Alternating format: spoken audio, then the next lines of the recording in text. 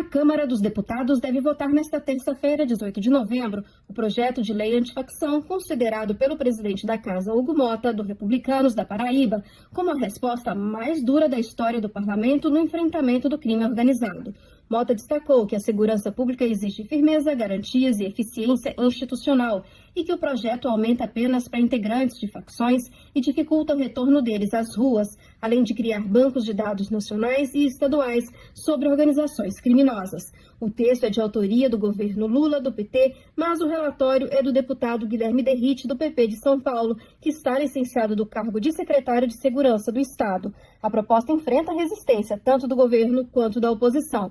O PT questiona a técnica legislativa e aponta brechas que poderiam beneficiar facções, enquanto bolsonaristas tentam incluir a classificação das facções como terroristas, o que não consta na versão atual. Governadores de direita pediram mais tempo para discussão e a bancada do PL busca adiar a votação para desgastar o governo e ganhar protagonismo no debate.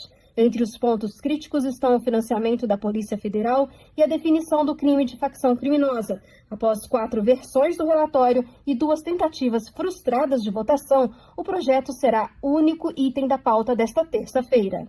Hora de conversar com o Rodrigo Orengo para a gente tratar daquele tema PL antifacção. Votação está marcada para amanhã, base do governo e a oposição pedem mais tempo para votar essa PL. O que é que a gente deve ter de andamento nesses próximos dias? Orengo, bom dia para você. Muito bom dia, Carla. Bom dia a todos. Sabe, Carla, que já são 4 textos apresentados, substitutivos apresentados pelo relator, o deputado Derrite, e a secretária de Segurança de São Paulo. E amanhã tem a votação já no plenário, né? Então é para tentar avançar com o tema e já encaminhar para o Senado Federal. O problema é que tanto a base do governo quanto a oposição ainda estão insatisfeitas com pontos desse texto que já foi alterado tantas vezes, né? Por exemplo, a base do governo está alegando que tem um item lá nesse projeto que enfraquece aquela política de descapitalizar as facções criminosas, de tirar recursos, bens. Eles chamam de perdimento de bens enquanto a investigação ela prossegue, antes de uma conclusão, antes de uma sentença. Então, o governo aposta muito nisso, em tirar recursos, asfixiar financeiramente as facções e criar mais flexibilidade para isso, para essas ações, né? Inclusive no meio das investigações. Já a oposição ainda tem aquela bandeira de equiparar o crime das facções criminosas com o terrorismo. Isso foi retirado do texto, até porque o Ministério da Justiça, os especialistas do governo diziam que isso seria banalizar lá o crime de terrorismo e ainda abrir brechas que poderiam, de alguma forma, enfraquecer a soberania nacional, porque existem tratados internacionais e até políticas de países como os Estados Unidos de intervenção em áreas dominadas pelo terrorismo. Então isso acabou saindo do texto, mas essa é uma bandeira de partidos de oposição. Agora, com a votação já marcada para amanhã, a ideia é avançar hoje nas negociações, fazer mais mudanças se for realmente necessário, ou o seguinte, coloca para votar e aí trata dessas questões que são trazidas pelos oposicionistas, pelos governistas, coloca na hora do voto, né? Coloca por emendas.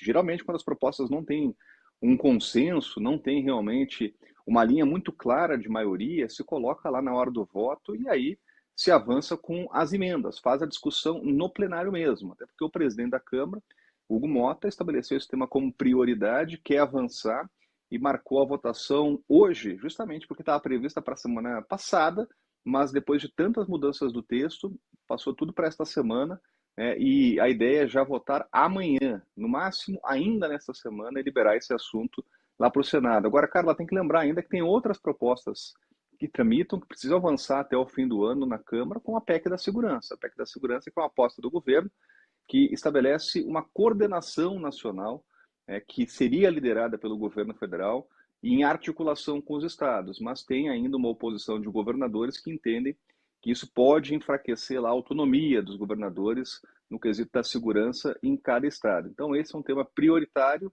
Essa semana vai ser reservada para essa discussão na Câmara e a proposta está marcada para votar já amanhã aqui no plenário. Sabe, Orengo, que sempre que você traz informações aqui, a gente faz um exercício de colocar essas informações em 2 contextos diferentes.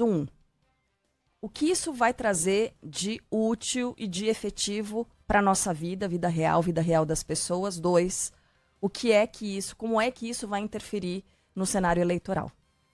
E aí, muitas vezes, o que a gente observa é que a preocupação maior dos políticos está sempre direcionada às eleições, porque esse tema da segurança, vai ser explorado agora ao longo dos próximos meses, até a chegada da eleição de 2026, não tenha dúvidas, né? Mas o que importa para a gente mesmo, no fim das contas, seria a resolução desses grandes problemas para a sociedade. Fala, Orengo.